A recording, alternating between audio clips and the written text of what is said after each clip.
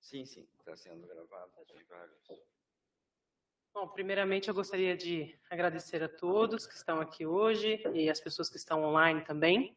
Como ele disse, eu sou a Raquel, mãe do Paulo, de 8 anos, autista, e é um orgulho muito grande vir aqui hoje falar um pouquinho dele como mãe, que cuida no dia a dia e que tem tantos desafios, né, como tantas outras. Eu vou contar um pouquinho da nossa história, porque com certeza muitas pessoas que estão assistindo vão se identificar. Muitas vezes tem a negação, né, que eu vejo no dia a dia com algumas pessoas que negam, que demoram para buscar um diagnóstico, e isso a gente sabe que só vai atrasando cada vez mais a ajuda que podemos dar aos nossos filhos. Então, eu tive uma gravidez normal, Paulo é meu segundo filho, parto cesárea, tranquilo.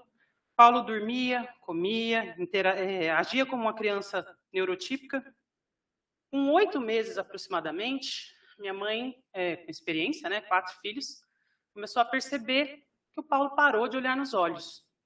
Falou, mas a gente chama ele e pegava ele no colo e ele fazia questão de não olhar nos olhos. E ele fazia, ele parou de fazer. Então o tempo foi passando, a fala dele não vinha, e eu questionei com o pediatra na época. E eu falei, doutora, será que está tudo bem? Ela, olha, eu acho que você está vendo pelo em ovo. Imagina, ele não tem nada, ele não é agressivo, ele é uma criança que dorme, que come, que não dá trabalho. Por que ele teria alguma coisa? Mas, para tirar a sua dúvida, a gente vai encaminhar para um psiquiatra, que não era a doutora Heloísa na época, viu, doutora? Era uma outra psiquiatra, e um neuro para descartar qualquer coisa. Então eu fui, ele era muito pequenininho, ele tinha aproximadamente 1 ano e 3 meses, e o psiquiatra logo de cara negou, falou assim, não, eu não vejo nenhum tipo de autismo nessa criança, e o neuro deixou sobre suspeita. Ele falou, ele tem uma suspeita, porém ele é muito novinho, então vamos aguardar mais um tempo. Então, para mim, aquilo foi, não é, só coisa da minha cabeça. Então eu fiquei tranquila e segui minha vida normalmente, como se não tivesse nada. Com 1 ano e 6 meses, o Paulo teve uma virose. E ele precisou de um atendimento médico, pronto-socorro. E aí, o doutor César, nunca esqueci do nome dele, acho que nunca vou esquecer. Ele olhou para o Paulo para examiná-lo, coisa de 5 minutos. Ele olhou e falou, o Paulo interage? O Paulo olha nos olhos, ele fala com vocês, ele... E eu, na hora, né, fiquei pensando, falei, não. Ele já teve uma suspeita de autismo, que foi descartada.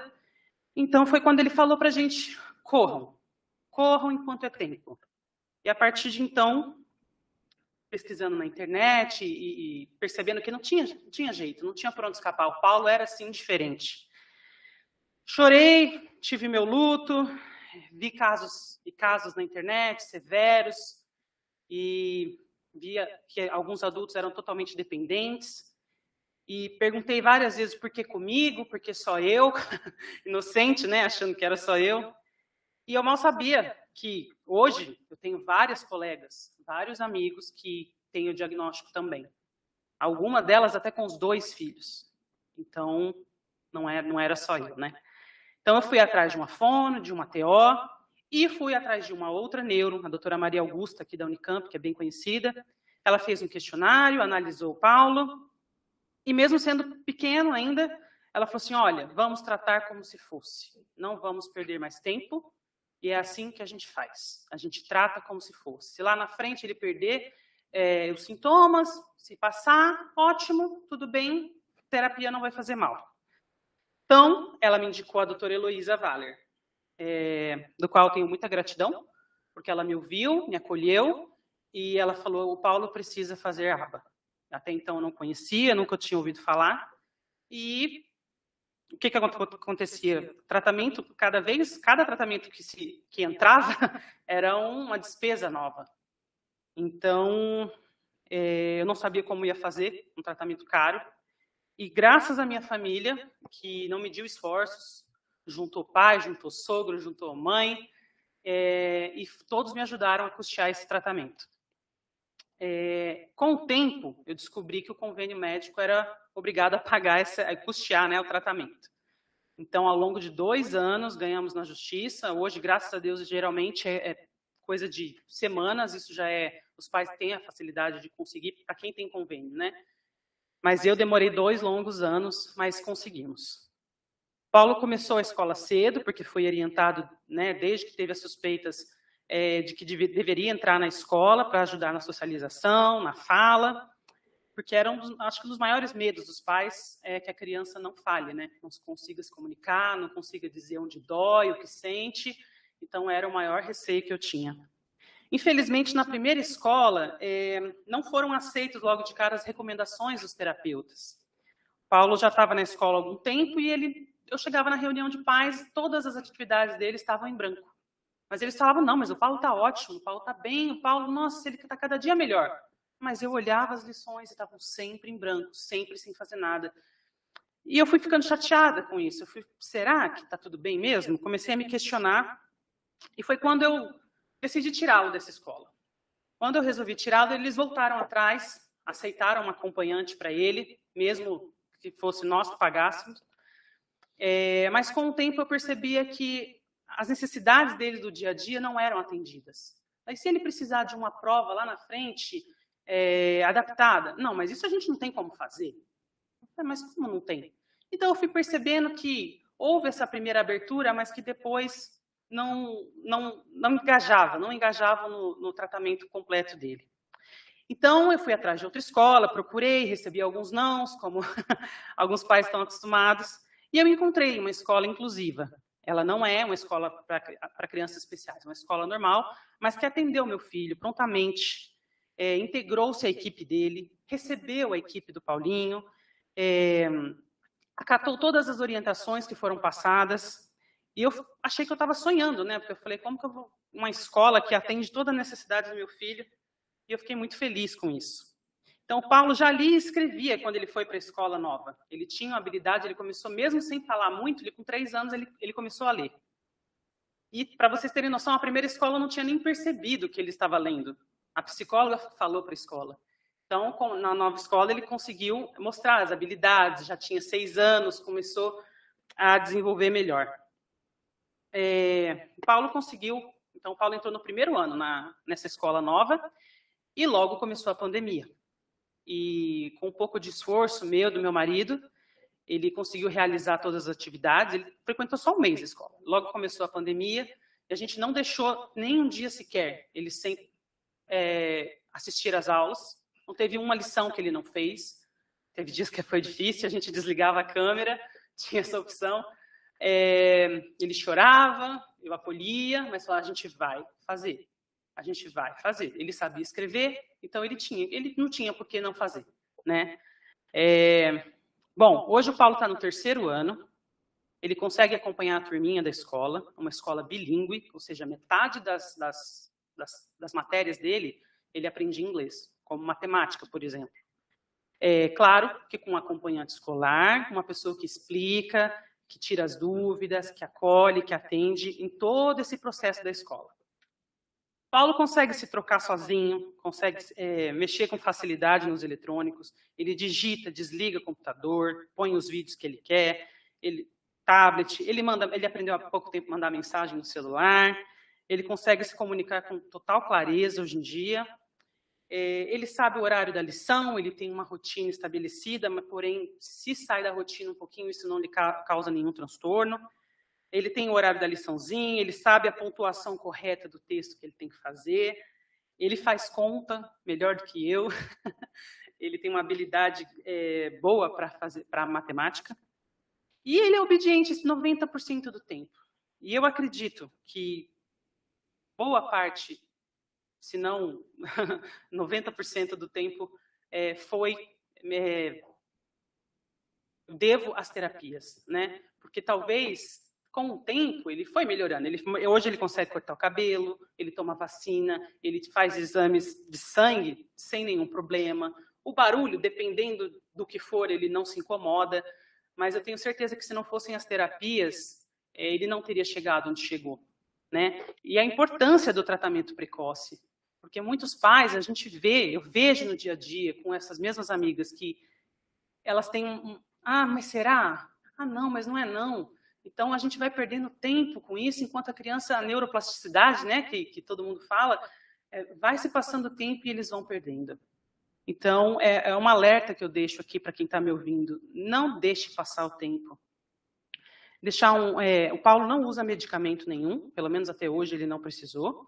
E alguns desafios que eu e meu marido temos ainda em relação a ele, que é a socialização. Ele ainda não tem necessidade, não sente necessidade de interagir com os coleguinhas. Ele até conversa, ele troca uma ideia com um, com o outro, brinca, mas assim, sempre intermediado pela acompanhante dele. Ele tem interesse exagerado nos eletrônicos, né? Como não só ele, muitas crianças hoje em dia têm, mas ele gosta muito, ele prefere os eletrônicos do que as pessoas. Nós temos a preocupação até quando ele vai conseguir acompanhar a escola, né? Até quando sem nenhuma intercorrência. Quando ele for mais velho, se ele vai superar algumas crises que ele tem ainda, apesar de serem poucas, mas às vezes se ele perde um jogo, ou se a gente entra no carro antes dele, ele perde um pouco a linha, ele não sabe por quê e começa a chorar muito. Então a gente pergunta, será que ele vai conseguir se controlar com o tempo em situações adversas, né? E será que ele vai conseguir se relacionar com alguém? Se ele vai trabalhar? Será independente? O Paulo, apesar de se alimentar muito bem, ele tem algumas dificuldades de experimentar novos alimentos, assim como muitas crianças autistas. Então, a gente tem que sempre se preocupar quando vai viajar, quando vai no restaurante, se tem o que ele come ou se a gente leva algo para ele comer. Bom, outro desafio importante é que nós temos outra filha, de 13 anos, neurotípica, e a gente tem que se preocupar com a saúde mental dela também. A gente deu muita atenção para o Paulo e ela merece, como qualquer filho, atenção, carinho. Então, desde pequenininha, a idade deles tem mais ou menos, são 5 anos mais ou menos de diferença, né? Então, a gente se preocupou em integrar. Quando ela era muito pequenininha, ainda não entendia, ela ajudava nas terapias sem nem imaginar o que ela estava fazendo. Então, ela participou de TO, participou de fono, as terapias em casa, né, do ABA, ela participava junto, e foi muito legal para a construção e entendimento dela. E agora, por fim, gostaria apenas de agradecer a minha família, que sempre, nunca questionou. A gente vê tantos casos, né, de pais, até os avós que negam e falam que não é isso. E minha família sempre me acolheu, me abraçou, me ajudava a pagar, porque não era fácil. E o meu marido, poxa vida, o Paulinho tem uma sorte. Meu marido, se você perguntar para ele se ele preferia uma criança neurotípica, ele vai dizer, não, eu prefiro o Paulo. Eu prefiro do jeito que ele é. Ele é melhor do que as pessoas normais, porque ele é muito previsível. O que a gente fala, ele obedece, está muito acostumado com as terapias, com a obediência, então ele tem uma tendência a ser obediente. E meu marido sempre me encorajou, sempre que eu chorei, que eu tinha dúvidas, às vezes nas crises do Paulo, ele sempre falava, deixa que eu fico com ele, deixa que eu pego. Ele acolhia, ele acalmava até hoje. É assim. E também agradecer, não tem como não agradecer, ao deputado Paulo Freire. Ontem ele esteve aqui e ele citou o meu nome. Onde ele vai, ele fala, porque ele me conhece desde criança. Ele me viu casar, ele acompanhou, na verdade, a minha infância, casar, ter filhos, e eu o vi ser deputado. E ele acompanhando toda essa história e vendo que milhares de crianças não têm o mesmo tratamento, não têm o mesmo acolhimento, não tem como pagar por um tratamento tão importante como esse. E ele, juntamente com a minha mãe, né, que trabalha com ele, eles mandaram verba para a Unicamp para que fosse feito o Pratea, que hoje está terminando de ser construído, já tem crianças sendo atendidas lá. E é um sonho para a gente ver que crianças podem ter a mesma oportunidade. Agradecer também a Valéria Bolsonaro, deputada, que apoiou o projeto desde o início, ela sendo professora há mais de 30 anos, sabe os desafios de uma criança autista. Ao nosso vereador aqui de Campinas, o vereador professor Alberto, amigo pessoal da família, e que sempre não mediu esforço em divulgar os eventos e divulgar os projetos nossos.